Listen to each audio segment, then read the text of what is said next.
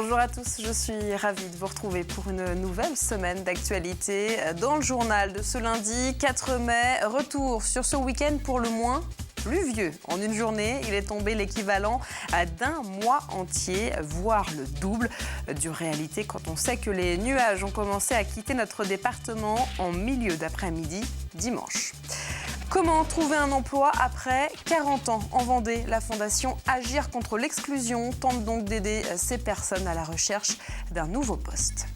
Malgré la pluie, le nettoyage des dunes a bien eu lieu, notamment à Bretignolles-sur-Mer. Plus de 80 courageux ont affronté le temps pour redonner une image agréable à leur littoral.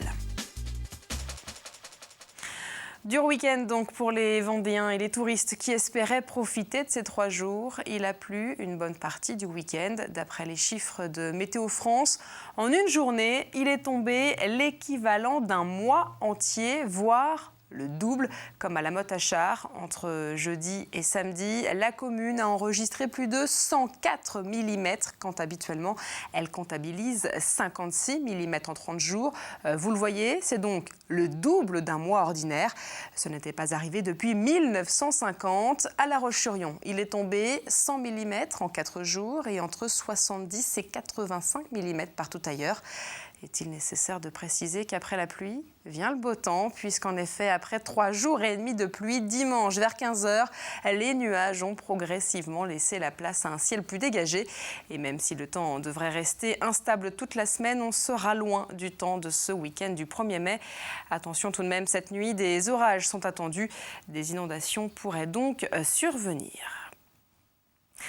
Il n'est pas toujours simple de trouver un emploi, d'autant plus quand le demandeur a plus de 40 ans. Il faut dire qu'ils sont victimes de la discrimination par l'âge.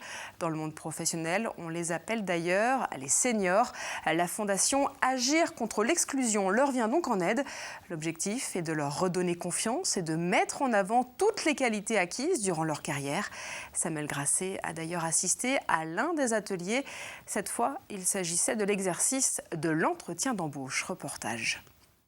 Qu'est-ce que votre expérience pourrait permettre? L'entretien d'embauche, un passage quasi obligé pour être recruté en entreprise et souvent redouté. Pendant 10 ans, j'étais déléguée générale donc d'un groupement professionnel qui fédérait au niveau national. Elisabeth, elle, semble à l'aise. À 54 ans, elle dispose d'un CV et d'expériences importantes dans le monde de l'audiovisuel. Et pourtant, elle cherche un emploi depuis plus d'1 an. Alors cette simulation d'entretien doit lui permettre de trouver quelques clés. La plupart du temps, il faut faire le deuil de sa vie d'avant. Et il faut arriver à se reprojeter dans une nouvelle vie, dans un nouveau métier, dans de nouvelles missions. Et ça, pour le coup, c'est ce que j'ai ressenti ce matin dans les entretiens qu'on a fait passer. C'est que souvent, les gens reviennent à ce qu'ils ont fait avant.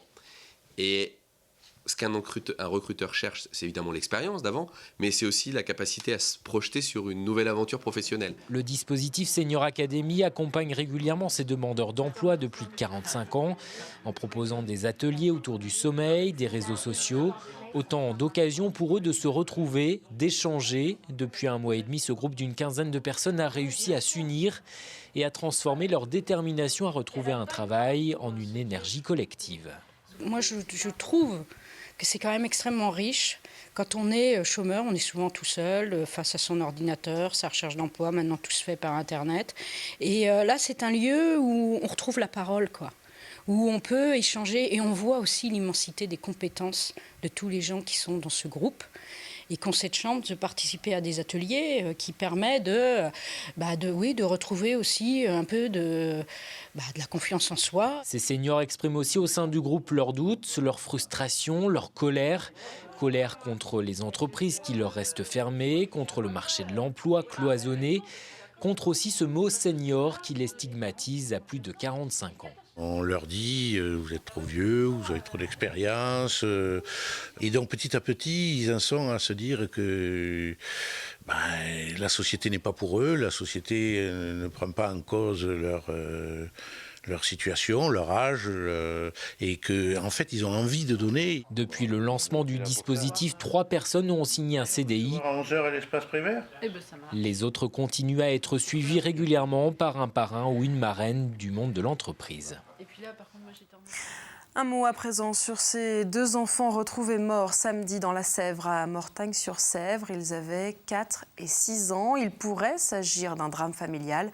La mère a été retrouvée sur les lieux, dans l'eau, mais vivante. Elle tenait l'un de ses enfants dans les bras. Elle a été hospitalisée à Cholet en unité psychiatrique. Elle n'a pas encore été entendue par les gendarmes. La famille habitait à Izernay, près de Cholet. Et puis, à La Roche-sur-Yon cette fois, c'est un corps quasiment à l'état de squelette qui a été découvert jeudi. Ce sont les employés de la SNCF qui ont fait cette découverte. Ils étaient en train de débroussailler les fossés aux abords de la gare. Pour le moment, aucune indication n'a été donnée quant à l'identité et aux raisons du décès. La SRPJ d'Angers a été chargée de l'enquête. On revient un instant sur les défilés du 1er mai. La météo, la crise peut-être, et la division des syndicats n'ont pas permis de rassembler.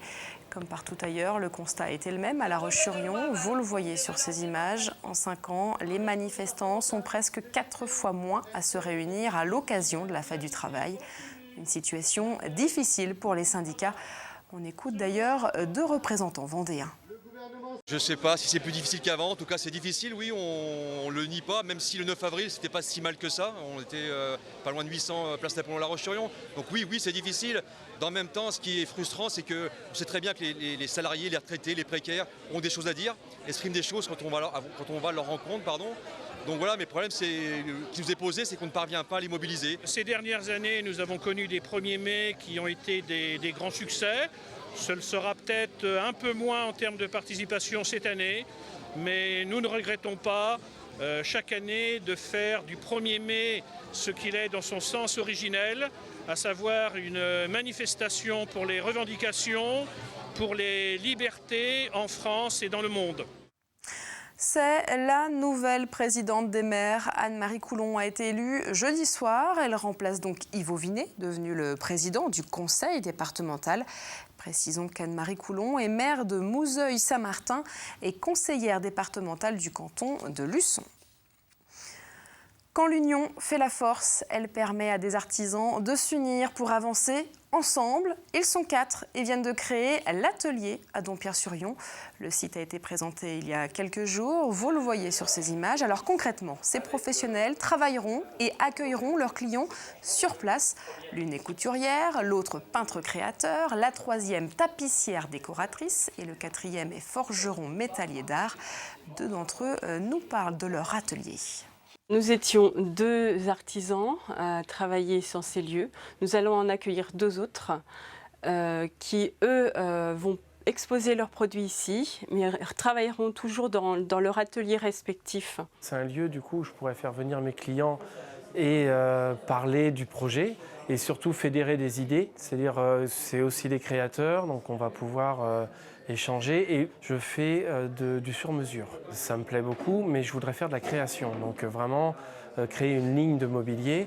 Et là, pour ça, il me fallait un lieu pour l'exposer. Et là, c'est ce que ce lieu va m'offrir, c'est une scène où je vais pouvoir mettre en place mes créations. Le Petit Futé 2015 est sorti. Sa présentation a été faite il y a quelques jours. Il s'agit de la 19e édition. À l'intérieur, on y trouve les lieux incontournables du département, les idées de sortie familiales et sportives, les traditions locales, mais également les dates des différentes manifestations. Précisons que le Petit Futé Vendée est tiré chaque année à 15 000 exemplaires et qu'il reste aujourd'hui l'un des mieux vendus en France. On écoute la responsable de l'édition vendéenne. Cette nouvelle édition, c'est vraiment le reflet de ce qui se passe sur la Vendée avec ses créations, ses nouvelles activités, ses nouveaux restaurants. On revisite toutes les adresses qui sont par rapport à la dernière édition. Il y a des adresses qu'on va supprimer, d'autres qu'on va rajouter parce qu'il y a des nouveautés et on laisse la place aux nouveautés, si tant est qu'elle mérite, entre guillemets, d'être dans le guide. Mais de toute façon, on réactualise toutes les adresses. On parle souvent du nettoyage des plages, mais les déchets se retrouvent également malheureusement sur les dunes de notre littoral. Les volontaires sont donc à chaque fois les bienvenus à Bretignolles-sur-Mer. Quelques dizaines de courageux ont donc affronté la pluie, armés de cirés et de sacs poubelles. Alix Lanos les a donc suivis malgré la pluie. Équipés de bottes et de cirés, ils sont prêts à braver la pluie, réunis devant la mairie, attendant les instructions. Il y a un secteur qui part de la Normandelière, un secteur qui part de Dune 2. Gants et sacs poubelles distribués, les équipes se répartissent le long de la dune sur une dizaine de kilomètres. Des équipes réduites, évidemment, le temps y est pour beaucoup. Oh oui, je crois que ça leur a fait un petit peu peur quand même. Les plus courageux sont là, donc c'est très bien. Et on aura une bonne récompense avec un pique-nique au chaud. Mais pour les bénévoles qui se sont levés ce matin, la pluie n'entache en rien la motivation. Non, parce que c'est important. Et la pluie, voilà, c'est pas très grave quelque part. Ah ben non, ma femme m'a poussé, hein. Elle m'a dit on s'est inscrit, on y va. L'acte citoyen. Hein? Prise au piège dans le grillage, on trouve un peu de tout. Des chaussures, des filets, beaucoup de mégots de cigarettes et évidemment des déchets plastiques que le temps rend plus difficile à ramasser. Quand on a le soleil, ça nous aide beaucoup parce que tout le plastique, en fait, réfléchit la lumière et du coup, on les voit de loin. Aujourd'hui, on va peut-être passer à côté de certains déchets, mais on va essayer de faire au mieux. Et pour ramasser les sacs remplis par les bénévoles, la commune de Bretignolles a eu une idée pour le moins originale. Aux véhicules motorisés, elle a préféré un équipage à cheval, évitant ainsi la dégradation de cette dune protégée. L'année dernière, près de 15 mètres cubes de déchets avaient été collectés, mais ils étaient alors 150 volontaires contre 80 cette année. On va parler à présent des bouilleurs de cru et des bouilleurs ambulants. Alors ce n'est pas la même chose. Le bouilleur de cru est celui qui apporte ses fruits. Le bouilleur ambulant est celui qui les transforme en alcool, en eau de vie donc. Eh bien, ces deux parties étaient réunies depuis jeudi jusqu'à dimanche à Sallertaine, près de Chaland, pour le congrès national. L'occasion pour les professionnels de défendre leur métier. On écoute d'ailleurs l'un d'entre eux au micro d'Alix Lanos. On se bat pour le métier, oui, parce que l'alambic fait partie de notre culture, fait partie de notre patrimoine, et il faut absolument qu'on sauve ça. On n'est pas là pour propager l'alcoolisme, bien au contraire, on est juste là pour faire des produits de qualité et des eaux de vie de mirabelle, de toute espèce de fruits, pour faire des cocktails ou des petits apéros maison. Et précisons tout de même que l'abus d'alcool est dangereux pour la santé. Pour les personnes en situation de handicap, les vacances se déroulent souvent entre résidents d'un même foyer. Mais cette année, en Vendée, certaines d'entre elles ont pu partir avec un membre de leur famille. Elles ont quitté notre littoral, direction la Charente-Maritime. Mais finalement, l'essentiel était surtout le partage et la redécouverte de l'autre, comme en témoigne ce reportage d'Alix Lanos. Tous, sans exception, arborent un sourire qui semble ne pas les avoir quittés de la semaine. Une semaine que tous ces seniors en situation de handicap ont passé ici, dans ce centre de vacances de l'île de Ré, avec un membre de leur famille. Des vacances riches en émotions pour Marie-Hélène et Chantal. En effet, c'est la première fois que les deux sœurs partaient ensemble. C'est une expérience formidable. Moi, j'ai rêvé de ces vacances et puis je les ai attendues avec impatience. Voilà, et j'en suis même un peu émue. Marie-Bernadette a rarement l'occasion de parler du handicap de son frère et de sa sœur. Alors pour elle, c'était aussi l'occasion de rencontrer d'autres familles et de partager son expérience. Comment on pouvait, alors qu'on est dans des positions différentes, sentir un peu de la même manière, aimer être avec eux en fait. Et pourtant, ce n'est pas si simple. La gestion du handicap demande une sacrée organisation à des aidants familiaux souvent âgés eux aussi. Alors entouré par d'autres familles et des professionnels, chaque accompagnateur a pu profiter pleinement de cette semaine, tout simplement en tant que parent. Je connais la difficulté d'organiser des vacances avec un enfant handicapé parce qu'on est dans un rôle d'éducateur plus facilement que de parents. Il y a des gens qui ne sont pas partis en vacances depuis des décennies. On les sent complètement épanouis, plus qu'épanouis. Et tout ça, c'est très fluide. C'est un côté très magique. Et c'est ce qu'ils ont tous exprimé, la joie d'avoir été ensemble pendant ces quelques jours. Une parenthèse loin du quotidien où chacun a pu créer ou recréer des liens. Comme chaque lundi, on revient sur les rendez-vous sportifs du week-end et autant dire que tout va bien pour les sportifs des herbiers, qu'ils soient footballeurs ou volleyeurs.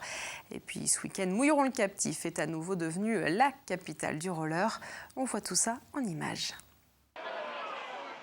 On commence par du foot et une nouvelle victoire pour les Herbiers maillot rouge face à Saint-Malo dans le cadre de la 27e journée de CFA.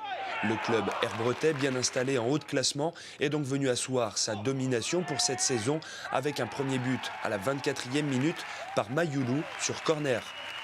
69e minute, Kissamba, bien servi, accentue le score 2-0 pour les Herbretais qui se font une petite frayeur en fin de match à la 88e minute. Ce qui redonne à Saint-Malo un peu d'espoir, mais de courte durée, puisque dans les arrêts de jeu, Vincent Scotté vient sceller le score. 3-1 pour les Herbiers et une montée en nationale désormais quasi assurée. Toujours aux Herbiers, mais en volleyball cette fois-ci.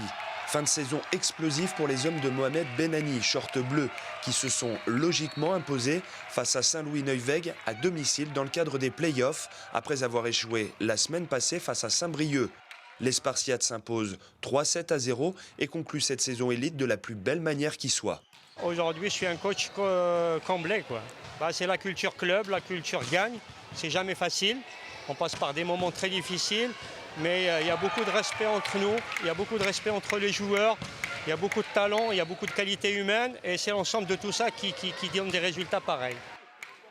Et pour finir, direction Mouilleron-le-Captif où se déroulait le championnat régional de roller sur route. 250 patineurs de tous les pays de la Loire étaient présents pour se qualifier pour le championnat de France sur route. À noter la présence du champion local, Nicolas Péloquin, jeune retraité du monde du patinage. Aujourd'hui, je suis surtout là pour accompagner le club dans leur développement. Moi, aujourd'hui, j'ai décidé de prendre ma retraite, donc c'est vrai qu'au niveau de la compétition pure, j'ai décidé d'arrêter. Donc voilà, aujourd'hui, c'est autre chose. Mais oui, après, si je peux être là pour être un modèle ou pour qu'il y ait de plus en plus de monde qui viennent voir ce sport, c'est aussi pour ça que je suis là, quoi. Prochaine étape, les 16 et 17 mai aux Herbiers pour le championnat de France sur route. Le rendez-vous est donné à l'anneau de l'Étenduère pour du spectacle et de la vitesse. Et puis un mot sur les résultats de nos footballeurs vendéens. Et autant dire que la victoire résume bien le week-end. On vient de le voir avec ces nouveaux points. Les Herbiers restent donc premiers du classement de CFA. Fontenay s'est imposé à Limoges. Et puis en national, c'est une nouvelle victoire pour les Luçonnais comme pour les Genots. Et puis après les événements du week-end, découvrons à présent les rendez-vous à venir. Et cette semaine est marquée par le 8 mai, vendredi. L'Europe célébrera donc la fin de la Seconde Guerre mondiale. C'est donc un jour férié. Le 8 mai, ce sera également le début du championnat de France de char à voile. Jusqu'à dimanche, la compétition se déroulera sur 4 sites vendéens. Les plages de la Barre-de-Mont, de Notre-Dame-de-Mont, Saint-Jean-de-Mont et Saint-Hilaire-de-Riez. Enfin, samedi, la Bonnotte sera à l'honneur. Rappelons qu'il s'agit de la pomme de terre de luxe, cultivée seulement sur l'île de Noirmoutier. Comme chaque année depuis 16 ans, le début de la cueillette sera donc célébré toute la journée. Voilà donc pour les rendez-vous à venir. On termine avec un point sur les prévisions prévues pour demain. Et on sera donc loin du temps maussade de ce week-end. En revanche, les averses laisseront la place au vent. Il soufflera fort. Les nuages, quant à eux, devraient persister une bonne partie de la journée. Et avec ces deux éléments, on en oublierait presque la douceur de ce 5 mai. Dans quelques minutes, Hermel Pavageau vous en dit plus dans la météo complète. Quant à nous, on se retrouve demain.